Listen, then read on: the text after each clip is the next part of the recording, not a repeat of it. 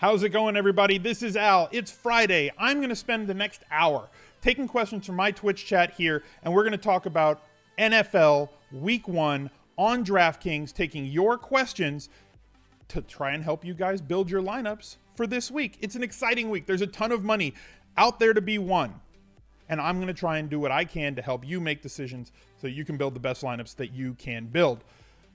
First of all, if you're new to this channel, thank you for finding it. I appreciate you guys being here. Please click like on this video, smash that subscribe button, and ring the notifications bell so you can find out every time that I post a new video as the NFL season goes on. But let's get to it. We're here on DraftKings. We're trying to build a couple of lineups. What questions do I see in the chat? Let's see. Is Allen Gordon and Chargers D too much in cash? I don't think so. I think you could play 3 Chargers this week. Obviously, they've got a pretty aggressive team total. They're playing against a defense that doesn't have much in defensive backfield. They have a rookie quarterback playing for them who, as much as I love him, as much as I think Mahomes is the absolute nuts and I think he's the deal, he is going to throw a lot of interceptions. Think, and please don't take this the wrong way, please don't think that I'm saying that he is this player who is one of the best quarterbacks of all time, but statistically, he reminds me of a young Brett Favre who could throw 20 touchdowns and 20 interceptions in one season for like 4,000 yards. That could be a very realistic outcome for him, like 25 touchdowns, 23 interceptions at the end of the season for Patrick Mahomes. So defense is against him, especially in this situation, on the road, playing from behind in his first game as a starter, where the team is completely his, right? Not like with the JVs that he did at the end of last season. This is a good spot to get involved with a really tough and aggressive defense at all 3 levels in the San Diego Chargers. Collins or Miller? Give me Collins. I like Alex Collins this week. Chalky lineup this week. Cheap running backs, 1 stud. And more expensive wide receivers. I think that there isn't going to be a chalky lineup build, per se. Okay? I kind of feel like there's going to be chalky players. I think Kamara is going to be chalky. I think Burkhead or Connor or both are going to be a little bit chalky. I think that Keelan Cole is going to be somebody who's going to be very highly owned. Other than that, you can have basically anybody you want once you start with those guys. So I think the rest of the lineup is going to be very mixed up. He ain't no Alex Smith. He sure isn't. But that's both a good and a bad thing, right? Like, he's not going to be as efficient as Alex Smith was. Maybe not on deep balls, even though he's got a stronger arm. But at the same time, he's going to take more shots. And he's going to, he's just got a much stronger arm, a little bit better with his legs. Alex Smith, very good with his legs. I think that Mahomes is even better. Hunt and DJ in a GPP for all the money? Or Hunt and, yeah, I think that's solid. I think Hunt is going to be very underowned. I think DJ is going to be very underowned. And you look at what Hunt did against the Chargers last year, putting up like over 30 fantasy points a game, on top of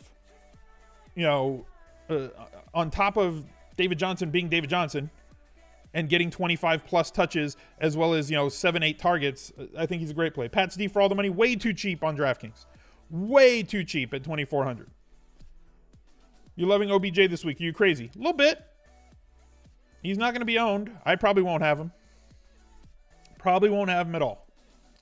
Is Cole a must in cash? I don't think he's a bad play, but I don't really need to save the money. If you don't need to save the money, then you don't need to play him. Like I said, there's a bunch of different ways to go with lineups this week because there's a lot of value. There's, as Adam Levitan, my podcast partner, said in his leverage article today, there's like 7 running backs that are about $1,000 underpriced or more. So there's a lot of different routes that you can go, and that's why I don't think that there's one chalky lineup build. I'm not anticipating a lot of 1v1s or 2v2s in my head-to-head games this weekend because you can kind of have whatever lineup you want to build. And there's a lot of different ways to go attack it. AB and Sanders or AJ Green and Hogan in cash. Right now with the wind and rain in Cleveland, I prefer AJ Green and Hogan. D.D. Westbrook is a good pivot from Cole. I would just stick with Cole. D.D. Westbrook is not starting. Don't know what percentage of snaps he's going to play. Probably going to play when they go 3 wide. Don't know how often they're going to go 3 wide. He might end up playing 50% of snaps, and I think that Cole plays like 75 to 85% of snaps. So I'll take the guy who's not holding his helmet. Manny or DJ or AJ Green with CMC or Gordon in DK cash. Manny's going to be highly owned, but whatever. Not like exorbitant. DJ is going to be lower owned in cash, so it's a leverage cash play. The other one is way more chalky. So if you want to take the chalky one, which is technically the right play, and use that to block everybody else, I totally understand that. Thoughts on Jesse James with McDonald ruled out? Yeah, he's way more in play for me now with McDonald ruled out. Before it was kind of a toss-up. Now Jesse James is going to be the tight end against a team that is ill-equipped to stop a tight end, and then, based on talent, and then scheme-wise, they make it even worse by playing that angel defense and throwing the safety 30 yards, behind, past the line of scrimmage, where, like, how is he going to stop anything over the middle? I think that if the wind and rain is, I don't know what the word is. I'm not going to say it's going to let up, but if it's good enough that you could throw in, I think that Pittsburgh really scores a bunch of points this weekend. Jay Cormack 9, thank you very much for the Twitch Prime sub. Appreciate you. Guys, show them some love in the chat. Favorite few cash game tight ends? I think there's a bunch. Why don't we take a look at them? So we'll go over here. We're on DraftKings. Let's go to tight end. I love Gronk this week, but not really for cash. Not going to be on Kelsey. Not going to be on Olsen. If you can afford him, I love Delaney Walker for tournaments, but not really somebody that I'm considering for cash games because he's just out of the price range of what I can go after. I think Jordan Reed is in play for cash games. I think Jack Doyle's in play for cash games. I think Njoku's a tournament play. I'm coming around a little bit on Ricky Seals-Jones. I'm on a narrow band. Usually I fall between like 2,500 and 4,000 for my tight ends in cash. Just the way that I build lineups on a day-to-day basis. Timbo Jimbo Slice with a Twitch Prime. Thank you very much, sir. Brady White, Gronk, and run it back with Hopkins and Connor and Hyde for value. Yeah, you can do that. More of a tournament lineup with a game stack. Not really something I consider for cash, but if you're going after the Millie Maker, you're going after a GPP, I'm on board with that. There's so many different ways you can go this week that it's very hard. Like, I'm sure that chat could come up with something where they're going to say, they'll throw something out there and I'll be like, yeah, that's wrong, right? But like, there's a lot of different ways that you can go that I don't think it's wrong. How about Eifert and cash? See, that's one way I would say is wrong. I will not stand behind Eifert and cash. He's not going to play enough snaps. He's not going to get enough targets. You're looking for touchdowns and touchdowns only, which are impossible to predict. What if they get 2 touchdowns through the air and 1 on the ground? And the 2 in the air, one's to Ross and one's to AJ Green, and Mixon or Gio Bernard scores on the ground, or Dalton runs one in because he has the ability to run the ball in when they get around the goal line. Historically, we've seen that over the past 3-4 years. They're not going to play Eifert a ton of snaps. They're just not. So I want volume. So to me, he's not going to get volume. He's a tournament-only play for me. Lots of Ryan Griffin love in the chat. Really? All right. Are 50-50s or head-to-head better for someone getting into DFS? If you're just starting, I would say stick to head-to-heads and 50-50s. You have it nailed. Split your action between those two. I would try to get 2 times as many head-to-heads as you play 50-50s. Right? So like if you're going to play 10 different games, I would play 6 or 7 head-to-head games and 3 50-50s. Okay? Because if you have a 55th percentile lineup, and you play 100 lineups, you will probably win. The more head-to-head games you play with that one lineup, you will probably win 55% of those. The larger your game, your varied opponents becomes, the closer to your win percentage will mimic your lineup percentile, right? So if you have a 55th percentile lineup, you will probably win 55% of your games the more lineups you play. If you have a 45 percentile lineup, your score is like in the 45th percentile, you'll win 45% of your head-to-heads. But if you win if you're in the 45th percentile and you play all your action in 50-50s, you will lose 100% of the money you put in play that week, most likely, right? So I prefer head-to-heads just for variance. Goodwin or Cole in cash? Give me Cole. I think Goodwin is fine, but he's a step behind Cole for me. Steven Anderson, revenge game. Okay, fair enough. If I have to drop one, Johnson, Kamara, what? I'm not dropping any of those cats. You have a flex, brother. Play one of them in the flex. Making 150 lineups, find yourself with too many running backs. Yep. Ron, how many do I plan to have in my player pool? I typically play between like 8 and 12 on a week, with like my heaviest allocation going to the top 3 or 4. And then the others are kind of sprinkles between 2 and 15%. If entering 1 or 2 lineups in the millie, do you recommend intentionally game stacking or just play your favorite guys that are most owned? I mean, 1, I'd put my cash game lineup in, and then I'd build a tournament lineup, which is going to be different from my cash game lineup. Essentially, take like the top 3 plays from each position and then just get rid of them. Okay, so like I can come over here. Let's look at Daily Roto, right? Exclamation point Daily Roto in the chat if you would. We got their lineup thing here. If you want to build a contrarian lineup, they have the right here, right? They have boost. No, public. There it is. So they have who they think is going to be higher owned. Quarterback, who cares? You don't need a contrarian quarterback. They think that Kamara, Burkhead, Melvin Gordon, McCaffrey, White, Connor are all going to be the most owned running backs. They think that Antonio Brown, Keenan Allen, Michael Thomas, Keelan Cole, these are the guys that they project to be the highest owned in the public's eye. So take every column, right? Take running back, wide receiver, tight end, and cross off the top 3 cats. Okay? Just get them out of your lineup pool and then build a lineup with the rest of the guys. Because are you telling me Alvin Kamara, Burkhead, Gordon, get them out, right? If they're the top 3 that they project owned. So you're telling me you can't build a good lineup with McCaffrey, White, Connor, Fournette, Collins, David Johnson, Kareem Hunt? Like, you can build good lineups that have really good matchups, really high projection possibilities without taking the number 1 guy. And that's how you should be building your tournament lineups, to avoid a little bit of the ownership. If you ever want to sign up there, obviously, ! Daily Roto in the chat. Use Smith's Life promo code at checkout. You get 10% off of a new membership. DJ and M. Thomas or Kamara and Hopkins. I love the first one for GPP, and I love the second one for cash. Why is Pitt D so good against tight ends, even when Shazier went down? It comes down to scheme a lot of time. You could put great personnel in the Cleveland Browns scheme right now, and it wouldn't matter because they've got a safety parked so far from the line of scrimmage that it doesn't make any sense. So they get all this room to breathe underneath. So if you get one-on-one coverage and they run a good rub route or they run a good drag route, they're going to get easy catches. So sometimes it comes down to scheme, and it's not 100% personnel. Tyrod or Dak? I prefer Tyrod in all formats. Do I like Keenum as a cash game play, pairing him with Manny? No. There's too many other good quarterbacks that I'd be looking at to want to play him as a cash game play. I'd prefer him in GPP if that's the route you're going to go, but I don't even know that it's necessary. If you need to save the money, but he's 5K on Draftkings, right? So like let's take a look at the quarterbacks on Draftkings. Let's see where they're at, right? So at the low end, so we're looking at Case Keenum, right? He's 5,100. Okay, fine. And I understand what you're doing. He's at home. You think that Manny Sanders is going to have a big game, so you think that Keenum would also. Manny Sanders can go off, right? He could have 9 catches for 95 yards and a touchdown. And Keenum can end the day with 230 yards and a touchdown and not go off, right? In this range, you have Tyrod Taylor 300 more at 5,400. You have Alex Smith against Arizona, kind of a sneaky play. You have Bortles that a lot of people are talking about as a GPP play against the Giants, 5,600. And you have Andy Dalton at 58. Unless you can't find the money anywhere else, I don't know that you need that correlation to play Manny Sanders, who is a volume wide receiver, who's underpriced because of the matchup situation where they downgraded him because he's playing against Seattle. He's playing in the slot, going to get a lot of easy targets. I don't know that you need to roster Keenum with him, right? I don't see a 30-point day coming out of Keenum this week.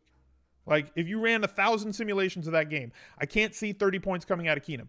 Maybe he gets 23 one time, which would be great for his salary, But I think that these other guys also have a very easy path to 23 and probably way more percentage chance of getting to that point. New England DST for cash. Are they okay for cash? Should you prioritize getting Baltimore, New Orleans? If I can get to Baltimore, fine, but it's 1,400 different to get down to the Pats, who I think are fine. Again, if they were priced at 3,000 or 3,100, I wouldn't be interested in them. It's a price play, much like Burkhead.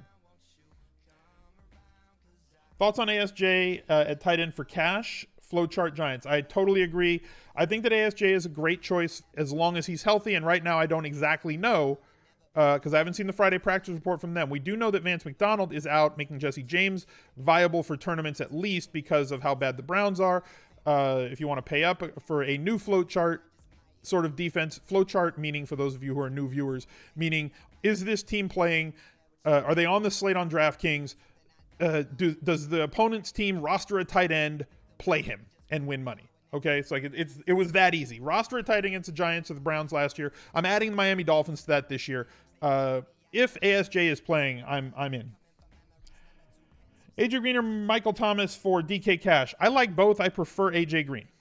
I love Thomas as a leverage play if you want to fade Kamara. So like if you want to get up, if you have a few extra hundred, you say, you know what, I'm going to get off of Alvin Kamara because everybody's playing him. And I'm going to take DJ because nobody's playing him. And DJ projects to get more touches than Alvin does. And then I'm going to take Michael Thomas because if Michael Thomas goes off against this overmatched Bucs secondary, then, if Kamara doesn't end the game with a touchdown and Thomas ends with 1 or 2, you lap all those people, right? And you have still the chance with DFJ to zoom past them in the late games. Bosa in a walking boot. That's no good. Yeah, we're going to need an update on that on Sunday morning.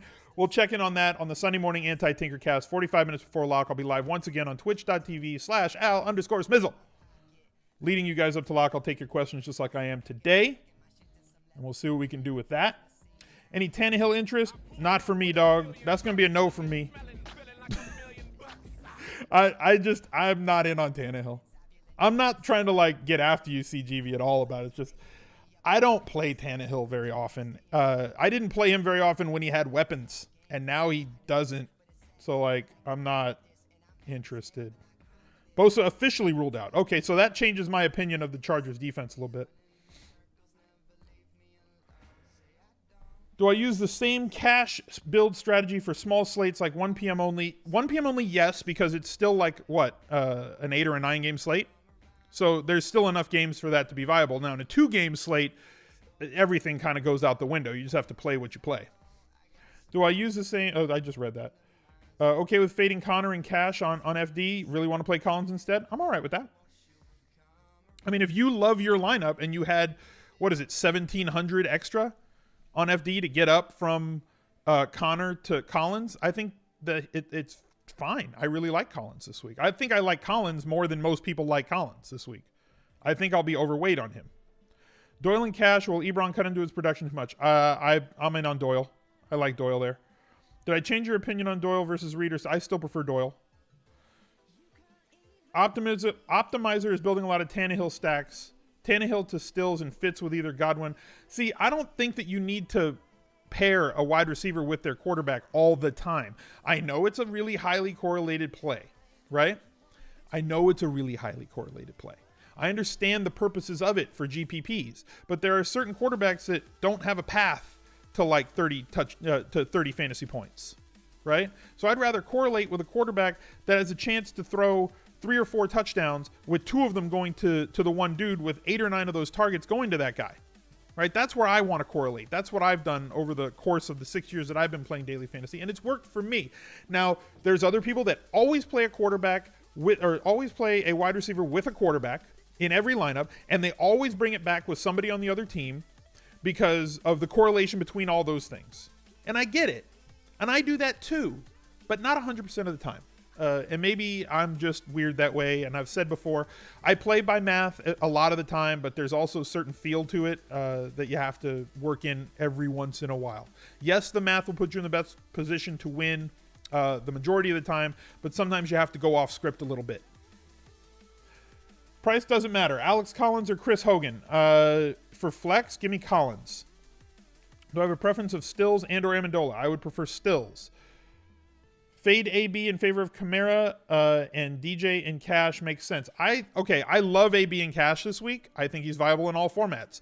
My issue is 20 miles per hour winds and possible rain, which, as Scott Barrett put out in a tweet that I posted in the subs channel in Discord earlier today, you see a significant downgrade on wide receivers and quarterbacks in rain games since 2000.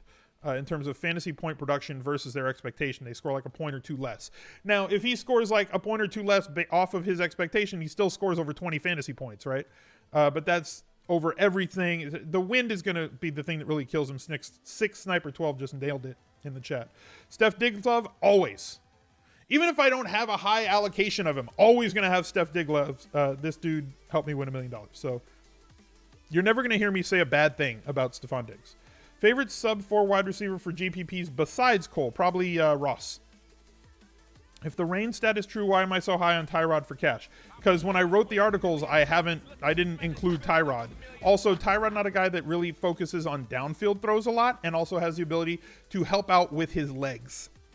So running quarterbacks a little bit less affected than throw only pocket quarterbacks in rain situations, right? So he could still throw for 175 and score a touchdown from 10 yards out. Again, it's going to depend on how much wind and how much rain. These are things we're going to have to look at on the Anti-Tinkercast on Sunday morning, because I can't make those decisions 3 days out or 2 days out because we don't know what the forecast is. I'm waiting to see the sideline reporters. I'm waiting to see what the beat writers say about how hard it is for these guys to throw during warm-ups on Sunday morning. That's when I'll make my final decision on that. As of right now, when I write my article, it's usually on Tuesday or Wednesday. We do the Edge podcast on Thursday. I'm here for you guys right now on Friday, right? So like I have to assume that weather's going to be okay and assume that everything's going to be fine, right? I can't make those weather-based pivots until we have the actual on-field weather and what things look like. So I wait until Sunday morning to make my weather decisions. I understand everybody wants the answers now on Friday, but I can't honestly, to you, say, yes, I would 100% fade Tyrod Taylor and everybody in that game because the weather is going to be terrible. I don't know what the weather is going to be Sunday morning. Weather reports change. So let's all be patient and wait for Sunday morning for that game.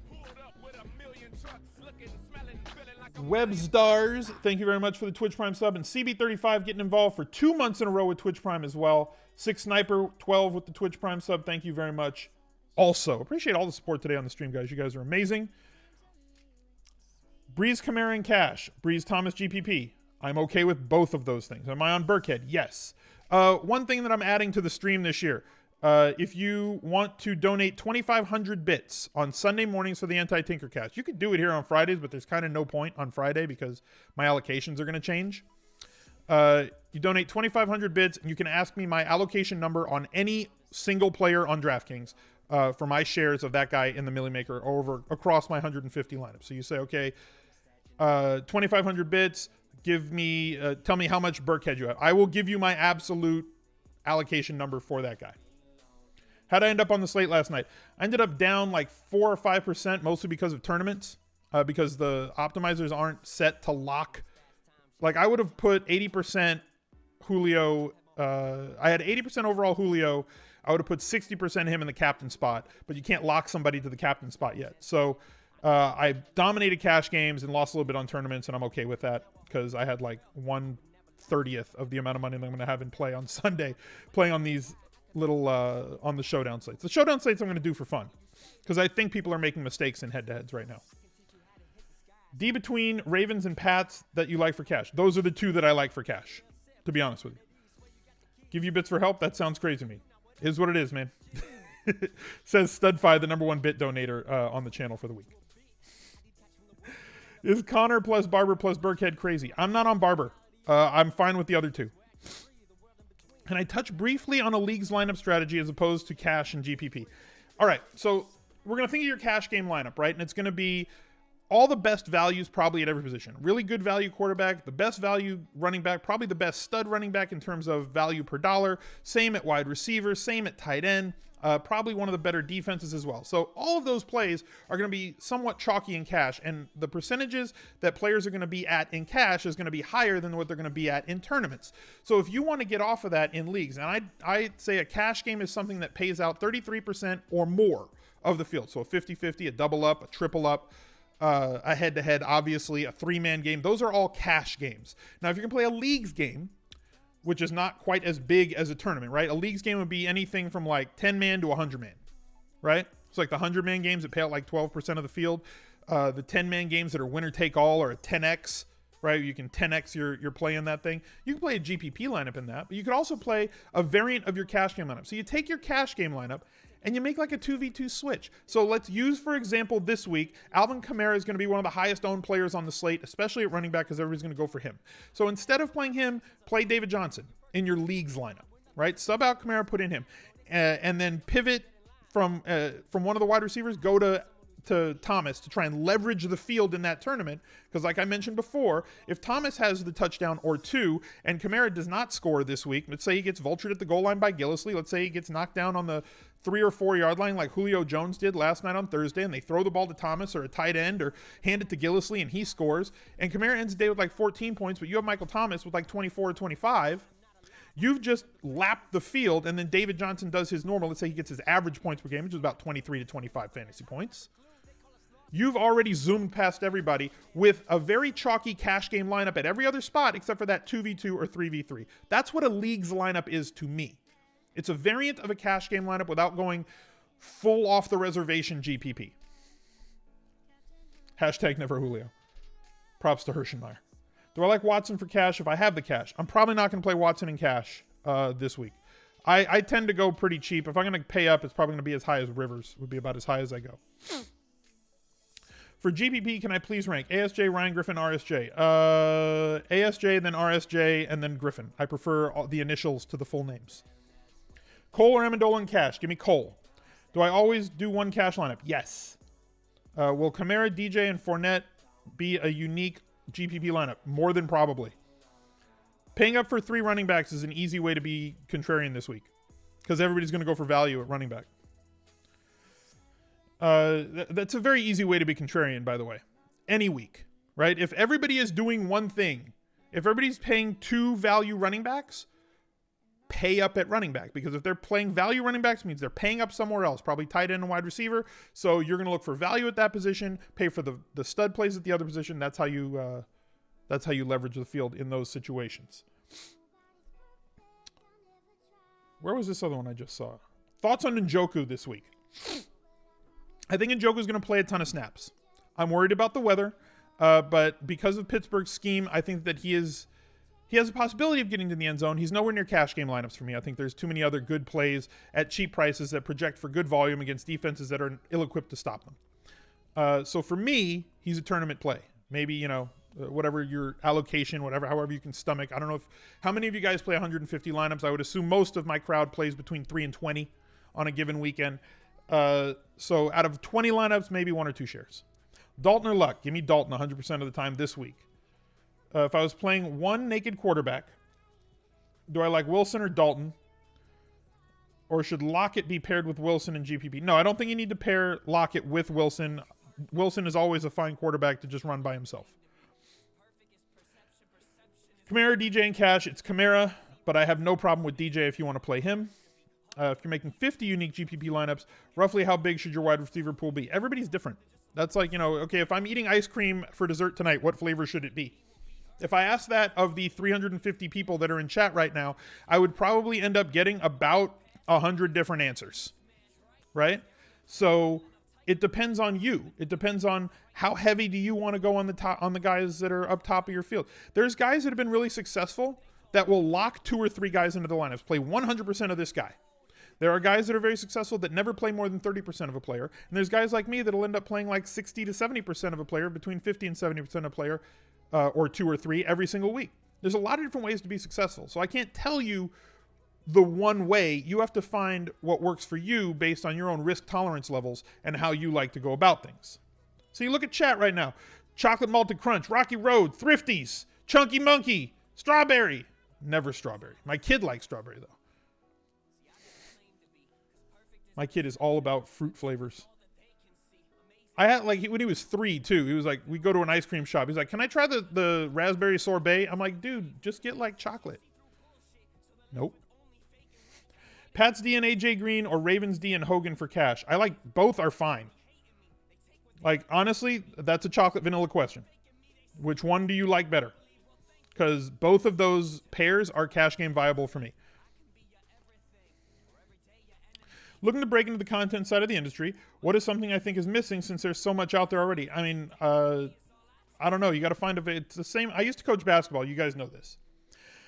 Those of you who have been here a while know this. So my zone, if anybody would play zone against me, and I tweeted something about this last year when there was a Syracuse game, and allow me this tangent for a minute and I'll get back to answering questions.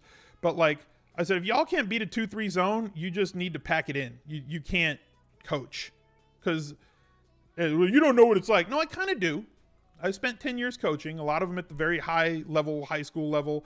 We had a team that finished 4th in the USA Today poll 1 year, and then I coached junior college basketball for a year as well. So yes, I do understand how to beat a zone defense, and my teams were always very, very good at that because a defense is very easy to predict where they're going to move. If I pass the ball here, a 2-3 zone will do this and then that, and that's it.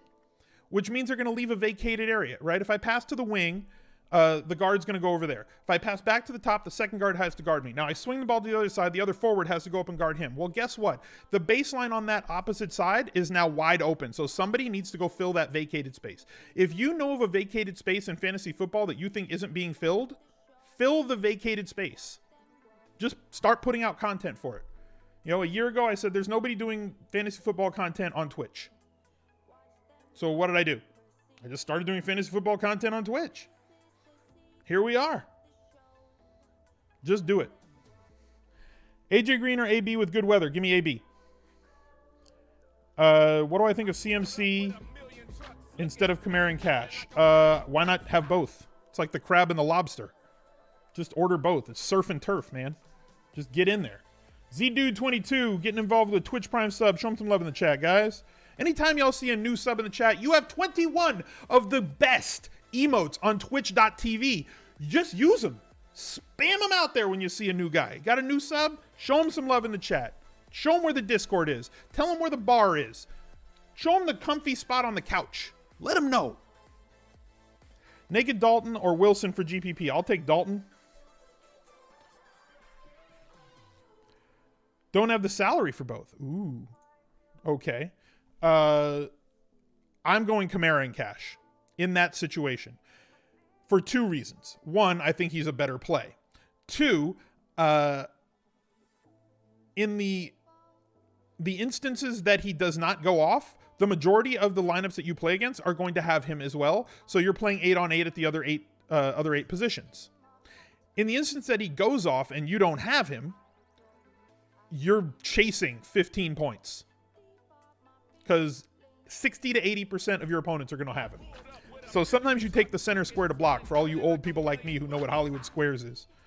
DWB0780, thank you for the new sub. Plus you have Dalton. Am I off Lev Bell? I mean, yeah. If you all listen to the Daily Fantasy Edge podcast, you saw that we brought back the sad piano in a segment about Le'Veon Bell last night. That's right, Jim J. Bullock. Center square, Kelly Mack, 58. Thank you for the Twitch Prime sub. Thoughts on Goff for Cash? So I assume you're playing the full weekend slate. Probably not going to do that, but I see what you're doing. They're going to be bad on defense. I'd say tournament only for me for Goff. There's so many good options. They're like, I don't know if he's necessary. They should bring squares back. I don't know. I think it's run its course. Like Jimmy Graham this week, I don't know where he's going to slot yet. And I know that I always say, you know, if you're going to wait and see, by the time you've seen, it's already too late. And everybody's saying, well, he's on, look at what his red zone numbers were last year. And then now he's going to play with Aaron Rodgers, so he's going to go off the reservation. Last year he had ridiculous red zone usage, like top 3, top 5 in the league. Wasn't he like number 1 in the league? He had 1 million red zone targets last year, and he scored a lot of touchdowns. Was not utilized between the 20s. Not a lot of receptions, not a lot of yards. So what happens if his, red zone percentage, target market share of red zone targets goes down to somewhere similar to what Aaron Rodgers' red zone market share has been to tight ends over the past 4 years? I think some Jimmy Graham owners are very possibly lined up for a world of hurt unless he averages a 25% market share of red zone targets from Green Bay, which is something they have not done for tight ends in 8 years. I'm just wait and see mode for him. Ordination, thank you very much for the tier 1 sub. I recognize that name. Former sub of the channel, coming back for NFL season. You have a lot of Mike Williams and GPPs now. Should you be scared? No, he's all right. I prefer Gazelle to him. I think he's going to play more snaps. But Mike Williams is going to be involved in the red zone also on top of Williams. They have 2 very big wide receivers, and now they brought back old man Antonio. Mike Williams or Gazelle for a GPP pivot. I think that Gazelle's going to be much higher owned if you want to try and capture the upside from Mike Williams. With lower snap count and probably a lower target rate, go with Mike Williams. Just know the risk that you're accepting when you do that, right? Just know that you need him to score a touchdown for him to reach value, where Terrell could get to value without it. Although you probably need a touchdown from Gazelle too. His usually come of the deep variety, but he'll be on the field more. Would I do Gazelle in cash? I don't think that's necessary. Burton or Reed? Give me... What is Burton's price? Because he's not on the main slate. Give me a price for Burton Ollanstead. I'd probably say Reed, but has CMC been discussed? Not really, but he's good. He's one of the better, running back plays on the board. Gazelle will prance, hopefully. It's my favorite thing to do is just post that GIF on Sundays with no text. No comment necessary. I just post that GIF on Twitter, like 500 retweets. It's hilarious. The brand is reaching epic proportions when it comes to prancing gazelles in a meadow. 4,300 for Burton? Yeah, give me Burton then. You're really learning daily more and cannot seem to win crap. It's a tough game to beat, man. 85% of the people that play daily fantasy lose. It's a sad reality, but it's a reality. It's a zero-sum game. If I win, that means somebody loses. If you win, it means somebody else lost. Because of the tournament structures that only pay out, 20% of the field, 80% of the people are losing. For every 10 people that play in a tournament, 8 lose. It's a tough game to beat. I would suggest going over a lot of bankroll strategy. I put a video here on YouTube about a lobby tour and bankroll management. Go look at that. I explain how to try and proportion your daily spend and what to do with it and how to go about it. Definitely take the time to watch that video. It is worth it. At least skip forward if you have to the bankroll section. In it, it will help you out immensely. We've gone over it a ton and will continue to all season long. 8 lose and one of the other 2 barely profit. It's true. It's a tough game to beat, man, but it is beatable, right? If you put in the time and the effort, you will become a good player at this game. But you got to put in the time and the effort. And realize that of those 10 people, probably 6 of them are putting in the time and the effort. And still, 8.5 of them lose. There's some people that are just playing for fun. They just throw a line. Hey, it's fun. I'm going to throw in a lineup. There's some people that are just bad. Right? That's always going to be a fact of the matter, too. It's something that people just don't say. And I'm not saying, if you're watching this stream and you're subscribed to this channel and you're putting in the work and listening to podcasts and reading articles and you're subscribed to Daily Roto and you're subscribed to PFF and you're doing everything you have to, you're reading Adam Levitan's articles and you're listening to everything you need to listen to, you're already better than 40 to 60% of the field. And I mean that honestly, right? Because you're putting in the time to try and get better. But that doesn't guarantee that you're going to win either, right? But there's people that put in no time and think that they're going to win. They just look at it from a manly standpoint, right? I know fantasy football. I won my league 5 of the last 6 years. I'm going to come in here. I'm going to win all the money. Yeah, but you probably aren't. So the fact that you guys are here working, or if you're watching this video, or you're involved in this stream, or you're subbed to this channel, you're listening to the Edge podcast, you're reading the right articles, and you're spending a lot of time. Like I see everybody in our Discord, the Subs NFL channel's just been going crazy for the last week. Everybody that's in there is working every day to get better, going over the minutia.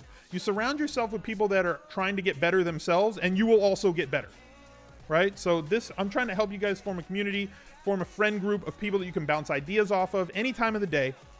So jump in the Discord if you have to, !Discord in the chat. We'll give you the link to that, and you guys can just get involved and talk to one another outside of this stream to help y'all get better and better and better. Do I like Manny and Cash? Yes, I think that he's fine. Also, I saw Manny Laura in chat, so shout out to Manny Laura also. I like Manny in chat, and I like Manny also in Cash. Mixin GPP, definitely. Discord is the stone nuts. I agree. Sonic Librarian, send me a DM on Discord, please. Because you mentioned something last year about getting some music. I wanted to ask you what you wanted to do with that. If we could get some songs so I don't have to play this non-copyrighted playlist all the time.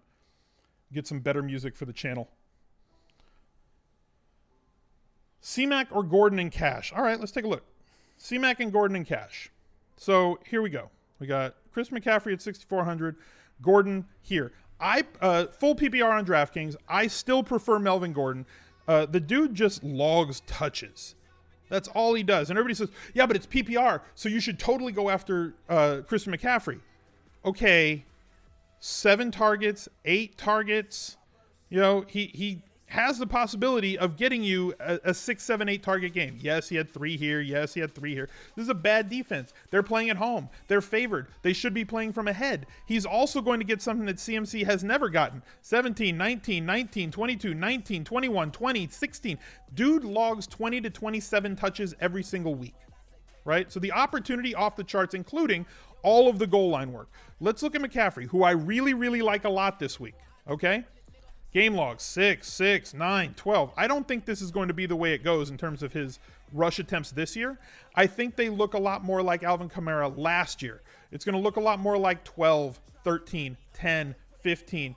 Those are what his numbers are going to look like in terms of carries to me. I don't think he's going to get 18, 20 carries. I don't think they can do that. I think that the targets will remain the same. 8, 8, 7, 6.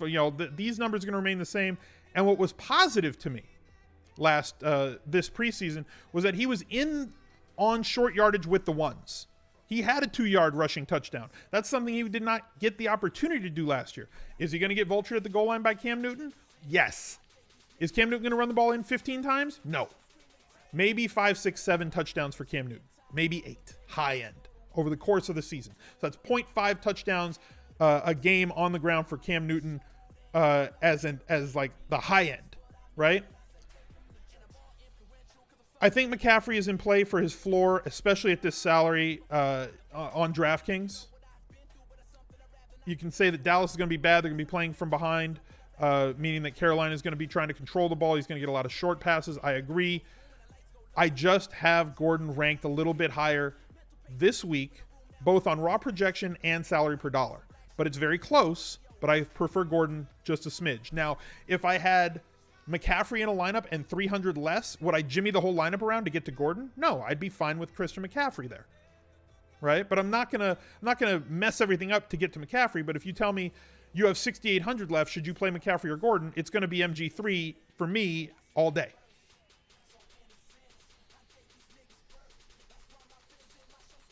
When comparing Melvin and CMC, is proper thought process to give the edge to Gordon due to faster play. Okay, I just went over that whole thing. Naked Brady makes sense this week in cash.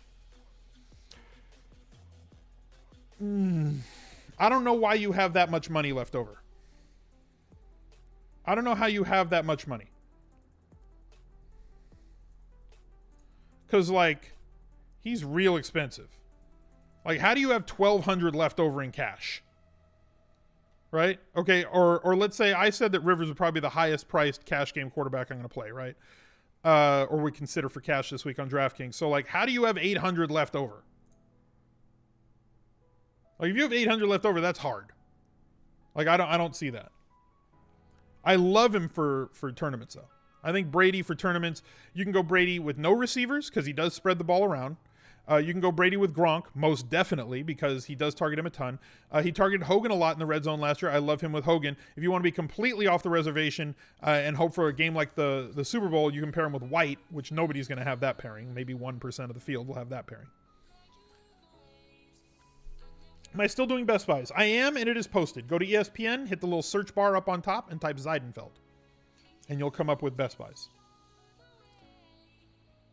No banned words. Yeah, there's no... If you have a link, don't put the links in chat. Doesn't anyone notice this? I feel like I'm taking... Z-Dude with 1,000 bits! Should we be worried that the Giants won't be as bad against TEs this year since they have a new defensive coordinator? Get to it, move on. Trying to decide between Jesse James and ASJ. I understand that. Scott Barrett did a little bit of work on that. He went through it. I still think the Giants are going to be bad against tight ends, so they may not be as bad as they were last year. I mentioned that... and you have ASJ, who's a little dinged up right now, so we're going to have to monitor the injury report and check him on Sunday morning before the inactives. We'll know before lock whether or not he's healthy. I like him. All things being equal, I like him better than Jesse James, even with Vance McDonald out. ASJ is going to be a factor in that Jaguars offense. 4 of the top targeted players by Blake Bortles last year, 2 of them were tight ends. ASJ is going to get run if he's healthy. And it's against a defense that I don't think is equipped to stop him, even with a new defensive coordinator. It's not all scheme. A lot of it's personnel. Jesse James, you're really, really, really just hoping for a touchdown, which is probably, on the charts if the wind isn't too bad. Royce or Carson? I prefer Royce to Carson, but I went over on the edge why I'm not a huge fan of Royce for DraftKings. I think there's too many other targets in that range. I'd have him as maybe my 4th or 5th best player between 4K and 5K. And again, how many running backs can I play on a week? Hogan or Diggs in cash? Hogan. Just play Delaney. If you can afford him, go for it. Who has a higher ceiling, Cole or White? I would say Cole, based on snap count. White will play probably 30 to 35% of snaps, which is kind of what he does all the time in this Patriots offense. If he plays like Sproles last night, then yeah, he might do better. But like, typically speaking, over the last 3-4 years when White is active, he plays between 28 and 35% of the snaps. So that's kind of what I expect from White, where Cole, I think, will play 80 to 85% of the snaps with the same job that White has. And he's fast. Cole's really, really fast.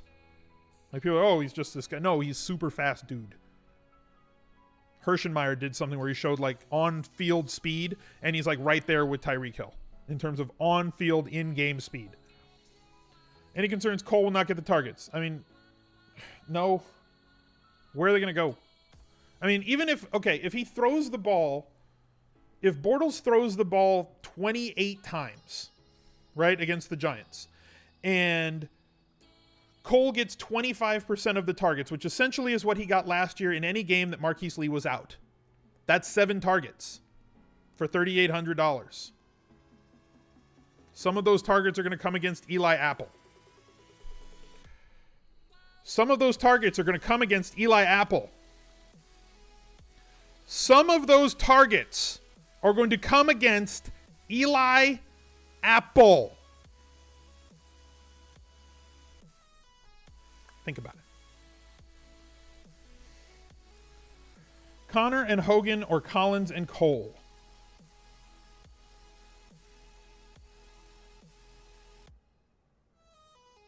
Give me Collins and Cole. I like Connor and Hogan. It's very close. I just want to do what I can do with the other salary. Who is Eli Apple? Any thoughts on Browns defense? If it's really windy and rainy, I like them a lot more than I liked them before. Other defenses besides Ravens for cash. Check out Best Buys. I have the Patriots, who I've said as well. They're $1,400 less. Patriots are just mispriced on DraftKings this week. Like, it's very simple, right? Ravens are fine, like the Jaguars defense, like the Saints defense. They're all very expensive and all grouped up here. If you want to get off the Ravens ownership and you want to also pay up for defense, go with one of these two guys. You'll be just fine. Panthers defense, I think, is very solid. At home against Dallas with no wide receivers, really. They have some intriguing guys like Michael Gallup, but like this is not a team that's going to just run over people, right? So Panthers at 3,200 are certainly in play. I like the Redskins against Arizona. And then, I mean, people are always talking about the Browns because they're 2,200, but like, I detailed every reason why with the Patriots in Best Buys. Go check it out. Take out the Super Bowl and the first game of the season against the Chiefs, and they allowed less touchdowns per game than the best defense in the league, the Minnesota Vikings, last year. So take out those 2 games, 1 regular season, 1 Super Bowl, and they allowed like 1.6 touchdowns per game. They just don't give up anything. They're a really, really, really tough defense. You know, they're good. That's why they win all the damn time. And they should be 31 or 3,200. But for some reason, they're really low. Biggest potential shootout besides Pats and Houston, I think Indy and Cincy could shoot out. And the total's really low. Texans D for all the money? Okay. I'm not banking on that. No Patricia. How many defensive coordinators, Manny, have the Patriots had over the last 15 years? Their defense is good every year. Not really worried. I wasn't worried about, the other 3 DCs that left either, or the OCs that have left. They leave there all the time. Anytime you have a really successful team, you're going to lose coaches. You're going to lose coordinators. You're going to lose everybody. They still have everything else. They have the personnel. They still have the head coach, who is a defensive-minded head coach, preaching his scheme to the guys that are underneath him. You've heard me say before, poop flows downhill, guys. If the stuff up top is garbage, then everything beneath it is also going to stink, right? So the owner, really good owner. The GM, very good front office. The coach, one of the best of all time, if not the best of all time. The coordinators below him. Look how many guys have gone on to coaching, getting head coach jobs everywhere else. So the next man up, we don't worry about who the next man up is on the team when it comes to the players and the positions. They lost Tom Brady for a year and they won like 11 games. It doesn't matter. Next man up. Do your job. I think the Pats will be just fine. Besides Nook, what Texans would you play in a GPP? Fuller. Miller, if you want to go off the board. but fuller. Lost a lot of bankroll, primarily a cash game player with the goal of growing my bankroll. Target single entry GPP with $50 to $100 buy-in, flatter payout structure, or focus on getting better at binking top-heavy GPPs. Yes. Do both. Play the majority of your stuff in those smaller field, limited entry tournaments or leagues. 100-man leagues, great. 50-man leagues, great. Triple ups, all that stuff. Play all those things. 10-man leagues, great. Play those. Find the lower ranked games if you're really interested in growing your bankroll. And then take the stuff, and also for upside, take a small percentage of what you're playing every week and put it into the bigger GPP. We talked about this last year as well, right? If you've got like a $20 bankroll to play every week, I would still make 3 lineups. I would still play cash games. I would take the 3 lineups and I'd put them in the $3 tournament that's like $200K to first, right? Which is 20 max anyway. I don't know if I'd go after the single entry ones. Like, where's that tournament? Hold on. Let me get there. This one, right? $2 million tournament, $3 entry fee, 20 max entries. I don't know if you can see that. It's very small. If you hover over the M in the lobby, it tells you what the stuff is. It tells you that, and then you can click on this and see the prize pool. It's 10% of first place, $2 million prize pool, $200,000 to first place. It's not 10% of first to 10th, but it's close because they're paying out more of the prize pool, right? Yes, it's a highly ranked game, but you're not going to get a chance for $9 to win $200K any single week of playing fantasy football.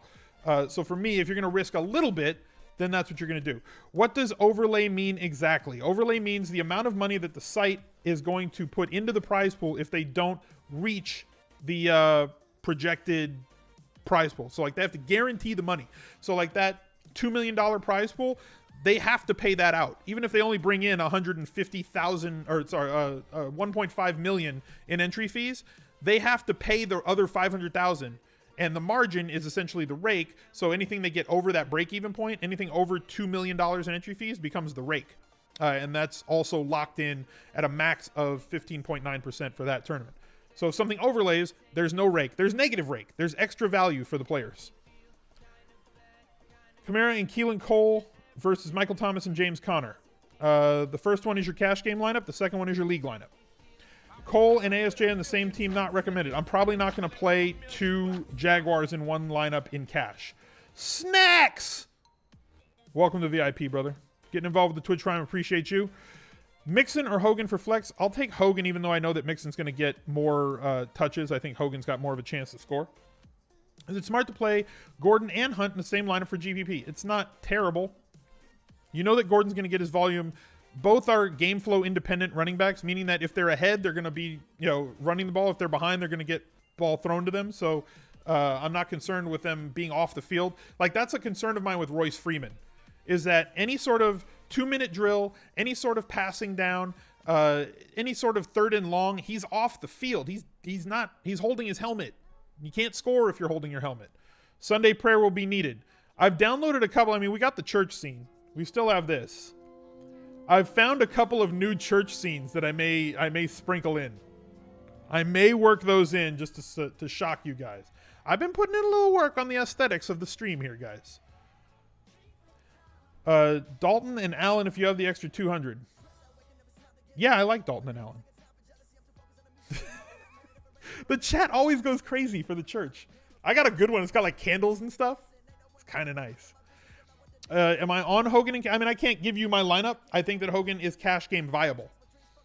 But I did work something because everybody always wants to know my allocations. Like I said, anytime, if you want to know what my allocation is currently on a player, donate 2,500 bits, not $25, not PayPal, 2,500 bits, and name one player, and I will give you my allocation on that player for the weekend.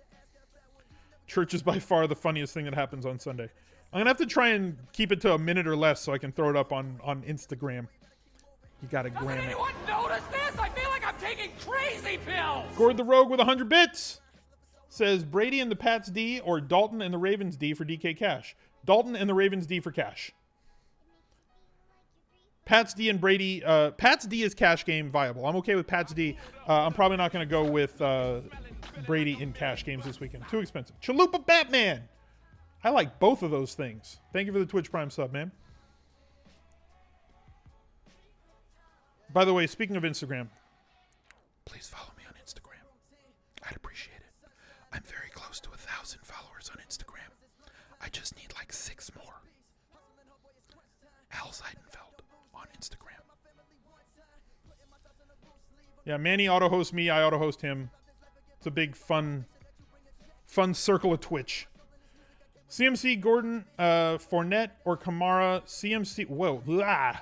So you want me to pick what? One of that 6 guys? Like, you know what I've said before? Like, there's so many running backs, guys. Like, you do anything you want and not be wrong. If you could pick 12 guys as your running back pool for cash and just throw darts at 3 of them, and I'm not going to say it's wrong. Right? There are guys who would be wrong, but I think there's 12 cash game viable running backs this week. When will I follow you back on Twitter? I don't follow very many people on Twitter, man. I know it seems weird. I just don't follow anybody on Twitter. I got 1,000 followers now. Woo! Instagram party. Am I on Hogan in cash? I mean, I can't tell you who I'm on in cash. I can tell you he is cash game viable.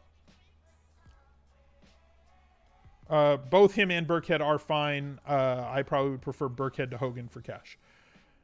To get DJ, Kamara, and Gordon, you have to have Manny, Cole, and Amendola cash game viable. I mean, yeah, Amendola doesn't really have a great ceiling, but I like his floor.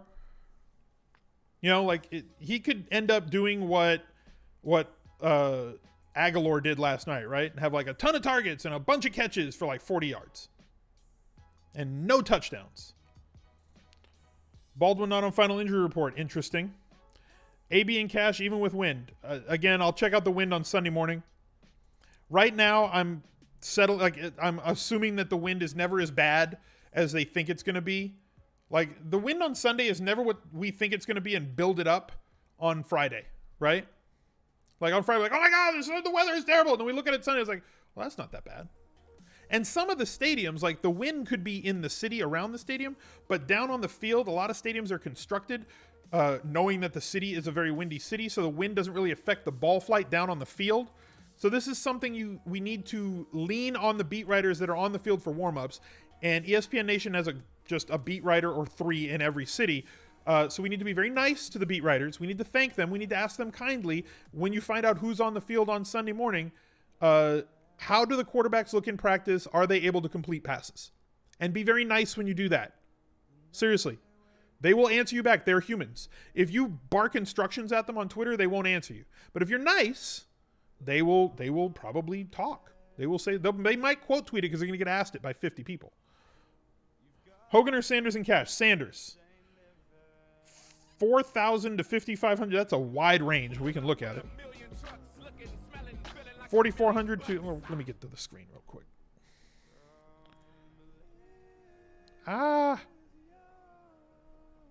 Draftkings just went nuts on me. Okay, there we go. Who just subbed? Barefoot 152. Thank you very much for the Twitch Prime sub, man. Okay, so wide receivers for GPPs from 5,500 down to 4,000. Landry, again, considering the weather. Crabtree, no. Funchess, a little bit. Fuller, maybe. Watkins, no. Benjamin, no. Sanders, definitely cash viable. 10 months in a row for Dan Jones. Thank you for the support, man. Sanders is really cheap. Crowder, I do like for GPP because not a lot of people are going to be on him. Garcon, no. Matthews, no. Stills, yes. Jackson, no. Hearns, no. Goodwin, yes for GPP because it only takes 1 for him to get loose. And he's going to get targeted a lot. Kevin 8-9. Kevin 8-9. I get it. Thank you very much for the tier 1 sub. Shepard, not for me. Cam Meredith, don't know what his role is going to be. Lockett, yes. Amendola, I'm okay with you playing him in cash. I'm not okay with him in tournaments. I don't think his ceiling is high enough. Godwin, yeah, I'm all right with him. Moncrief is a pivot from Cole, maybe. James Washington, no, as much as I like the kid, and he could have a touchdown this week. Not thrilled. Michael Gallup, no. I don't think there's a lot in that range. I think it's a very wide range of salary, but not like a wide range of plays within that $1,500 salary range. I'm hilarious. You are, man. Didi, talked about him earlier on the show. Cards defense, I don't know if I'm interested. I don't think that they're that deep. Like, they've got some good stud players on defense there, but I don't think that they're a very deep unit, and I think they can kind of get abused. Am I going to use DK Sportsbook for your picks, or is it just for fun?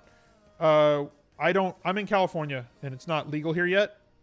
So, like, I've never really been a sports bettor. Like, and for those of you who want to see, it's on alzeidenfeld.com. It's got the list. I'm picking 5 games against the spread every week. And I want to, because it's a project for me, and I give myself projects. It's what I do.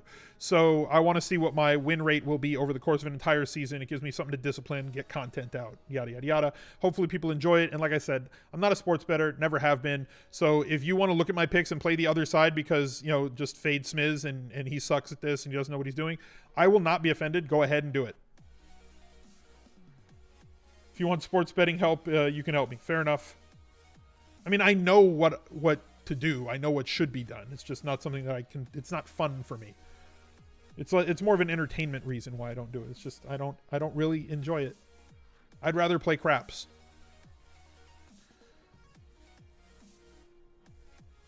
Is Landry around 5,500? Yes, exactly. I agree that Landry is a good option. Win considering. At what remaining salary should you worry about your cash game up? You're sitting at 700 remaining.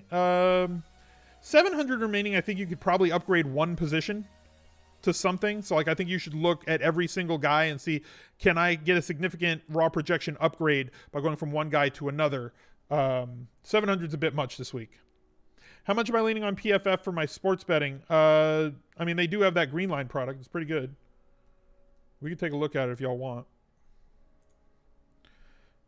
Let's get some exclamation point PFF in the chat real quick. They have this green line thing. If you do sports bet and they make a pick for all the different plays, they give you a spread play. Some of the games they don't pick, their projection is way too close to the game, right? So if their projection is too close to the game, they don't see an edge. And if they do see an edge, they let you know. So, like, every game that has a little PFF pick on it, that means that they got a pick. They chart it all week long. So they like the patron in this game. So do I. They think that the final score, their projected final score based on all their stuff, is 30-20. The market has the spread at -6. The Patriots are -6. They project them to win by 9.5. So therefore, this is what they think. They think you should bet the spread on the Patriots. They think they should take the money line here. The over-under, they don't have a pick. Too close on the over-under for them. So they're not taking a stand on either side. So great information from PFF. If you want to get in with this is part of the elite package. Those are right there if you type exclamation point PFF in the chat. I'll also put them down below in the description, the links to that on YouTube. And if you use MVP20 at chat after clicking the link, you will get 20% off your purchase at checkout. Studfy with the PF Chang in chat. I have no discounts off General Tso's chicken. Jags or New Orleans D preference? Jags. What's ELO ranking again? Off the top of my head, I don't know, but we could go look at it once I end this recording.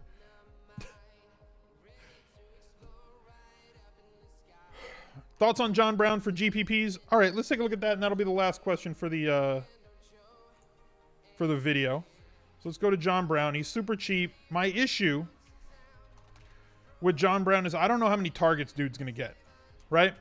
You're looking at a guy who is a one-trick pony, and that trick is to get behind the defense and catch a deep ball and take it to the house, right? You're not getting 9-7 targets out of him.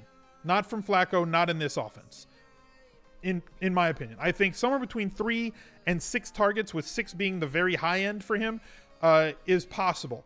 I think that 3 or 4 of those targets are going to be over 20 to 25 yards downfield. If he can get behind this Buffalo secondary, which is a distinct possibility, he will probably score a touchdown. But a lot of things have to happen. He's got to get loose. Flacco has to find him and has to be accurate, right? Because you're going to get that one shot. If he catches a 50 or 60-yard touchdown, he smashes his value right away. I don't think there's any way he gets there on volume alone without scoring a touchdown. So he's GPP only to me. He is only a flyer. He's somebody, if you're looking to pivot off of the chalk and get to somebody who's going to be lower owned with touchdown upside that could get you 18 or 19 points, with what, a touchdown 6, a receptions 1, and 80 yards is 8 points. That's 15 points on one catch. So if you think he can get there, if you think he can score that long touchdown, I'm fine with John Brown in GPPs. I'm probably not going to have a lot, if any at all, because that's my preference. this week. I don't play every wide receiver.